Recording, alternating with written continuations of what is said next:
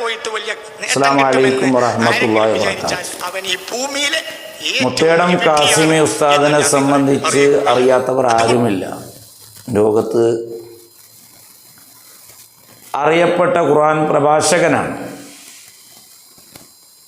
പക്ഷേ അദ്ദേഹത്തിൻ്റെ ഒരു പ്രസംഗത്തിൻ്റെ ഭാഗം എനിക്ക് കേൾക്കാൻ സാധിച്ചു. മക്കയിൽ പോയി പുണ്യം കിട്ടുമെന്ന് ആരെങ്കിലും വിശ്വസിച്ചാൽ അവൻ ലോകവിഡ്ഢിയാണ് എന്ന് പറയുന്ന വാക്കാണ് അദ്ദേഹം ഉപയോഗിച്ചിട്ടുള്ളത്. അങ്ങനെ പറയാൻ അദ്ദേഹത്തെ തോന്നിപ്പിച്ച കാര്യം എന്താണ്? അദ്ദേഹത്തിൻ്റെ അറിവില്ലായ്മയാണോ? അതല്ല വാശിക്ക് വേണ്ടി പറഞ്ഞതാണോ? എന്താണെന്ന് മനസ്സിലാകുന്നില്ല. ഇത്രയും വലിയ ഒരു പണ്ഡിതൻ ഇങ്ങനെയുള്ള ആശയങ്ങൾ ജനങ്ങൾക്ക് മുമ്പ് പറഞ്ഞു കൊടുക്കുക എന്ന് പറഞ്ഞാൽ മക്കയോടും കഅബയോടുമുള്ള ആ ബഹുമാനത്തെ ഇല്ലായ്മ ചെയ്യലല്ലേ ചെയ്യുന്നത്? മസാജിദ് അല്ലാഹ് എന്നുള്ള വകുപ്പിൽ പെടുവോ എന്നുള്ളത് പേടിക്കേണ്ട ഒരു വിഷയം തന്നെയാണ്. പരിശുദ്ധ കഅബയിലേക്ക് പോവുക, അവിടെ ഹജ്ജ് ചെയ്യുക, ഉംറ നിർവഹിക്കുക, മറ്റുള്ള സൽക്കർമ്മം ചെയ്യുക, അത് ഏറ്റവും പുണ്യമുള്ള കാര്യമാണ് എന്നതിൽ ആർക്കും തന്നെ തർക്കമില്ല. മസ്ജിദുൽ ഹറാമിൽ നിസ്കരിച്ചാൽ ലക്ഷക്കണക്കിന് പ്രതിഫലമുണ്ട് എന്നതിൽ ലോകത്ത് ഒരു ഉലമായിൻ്റെ അടുക്കലും തർക്കമില്ലാത്ത ഒരു വിഷയമാണ്.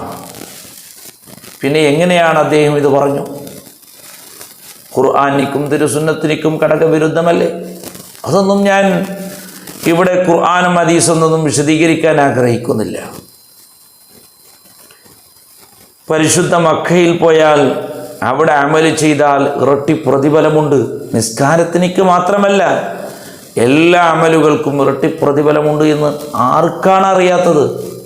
ലോകത്ത് എവിടെയാണ് ആർക്കാണ് തർക്കമുള്ളത്? ഖാല ഇബ്നു ഹജർ റഹ്മത്തുള്ളാഹി അലൈഹി തങ്ങൾ പറയുന്നു, അൻ മുളാഅഫത്തുൽ ഹസനാതി ഫീ മക്ക, മക്കയിൽ ഇരട്ടി പ്രതിഫലമുണ്ട്, ഹസനാത്തുകളുണ്ട്.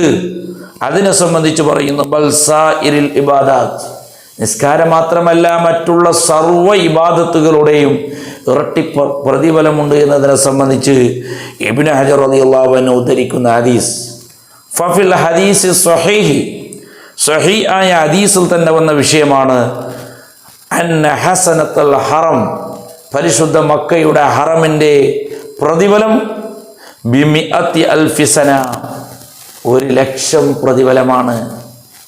ഒരു ഇബാദത്ത് ചെയ്താൽ, നിസ്കാരമാകട്ടെ, നിസ്കാരത്തിനിക്ക് എങ്ങനെയുണ്ടല്ലോ, നിസ്കാരം അല്ലാത്ത അമലുകൾ ചെയ്താലും 1,00,000 ഇരട്ടി പ്രതിഫലമുള്ള സ്ഥലമാണല്ലോ പരിശുദ്ധ മക്ക. അപ്പം അവിടെ പോയാൽ, അവിടെ ഇബാദത്ത് ചെയ്താൽ പുണ്യമില്ല എന്ന് പറയുന്നത് ഏത് അർത്ഥത്തിനിക്കാണെന്ന് മനസ്സിലാക്കുന്നില്ല.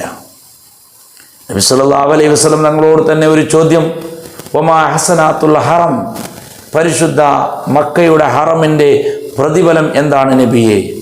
ഖാല, നബി സല്ലല്ലാഹു അലൈഹി വസല്ലം പറഞ്ഞു, ബികുല്ലി ഹസനത്തിൻ മിഅത്തു അൽഫി സന, എല്ലാ ഹസനത്തും നന്മക്കും 1,00,000 പ്രതിഫലമാണ് എന്ന് നബി സല്ലല്ലാഹു അലൈഹി വസല്ലം തങ്ങൾ പറഞ്ഞ ഹദീസ്.